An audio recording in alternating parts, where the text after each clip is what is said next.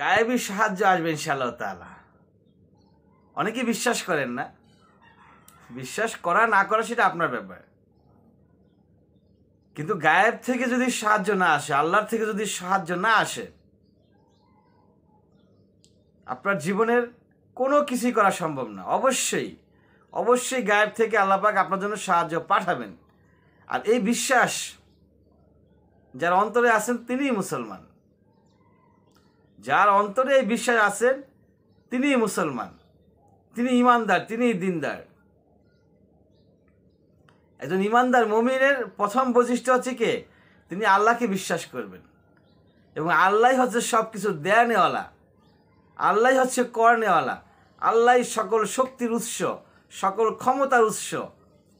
এই জিনিসটা যার অন্তরে ঢুকে গেছে সেই মুসলমান, তাকেই ইসলামী পরিভাষায় মুসলিম হিসাবে আখ্যায়িত করা হয়। আজানের পরে আপনি একটি মাত্র কাজ করুন, ইনশাআল্লাহ তাআলা গায়েব থেকে আপনার জন্য সাহায্য চলে আসবে। গায়েবী সাহায্য কোত্থেকে সাহায্য আসবে, কিভাবে আসবে, কে নিয়ে আসবে, আপনি কিছুই কল্পনা করতে পারবেন না। কারণ আল্লাহর পরিকল্পনা আমাদের চাইতে অনেক উপরে। আমরা যেটা ভাবতেও পারি না, আল্লাহর কাছে সেটা মামুলি ব্যাপার। আজানের পরে কি করতে হবে? প্রথমত আজানের জবাব দিতে হবে। যখন মুয়াজ্জিন সব আজান দিবে, আল্লাহু আকবার আল্লাহু আকবার, তখন আপনাকেও বলতে হবে আল্লাহু আকবার আল্লাহু আকবার।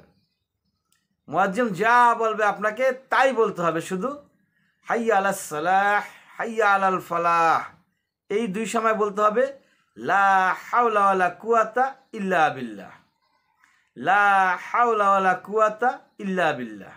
বাকি সম্পূর্ণ আজান মুয়াজ্জিন সাহেব যেভাবে দিবে আপনিও একইভাবে কপি করবেন, তার জবাব তাই একই জবাব দিবেন।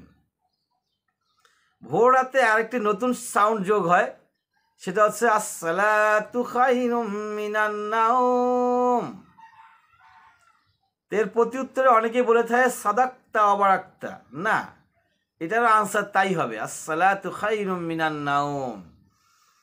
কত চমৎকার ভাষা, আসসালাতু খায়রুম মিনান নাওম, ঘুম হইতে নামাজ উত্তম। মুয়াজ্জিন সাহেব প্রতিদিন ভোরবেলা বলে ডাকে আমাদের যে ঘুম থেকে নামাজ উত্তম, ঘুম থেকে নামাজ উত্তম। আমাদের আমলই আসে না, তা আমরা ইনশাল্লাহ আমলে নিব। 5 ওয়াক্ত নামাজ, একজন মুসলমান নামাজ পড়বে না সেটা হইতে পারে?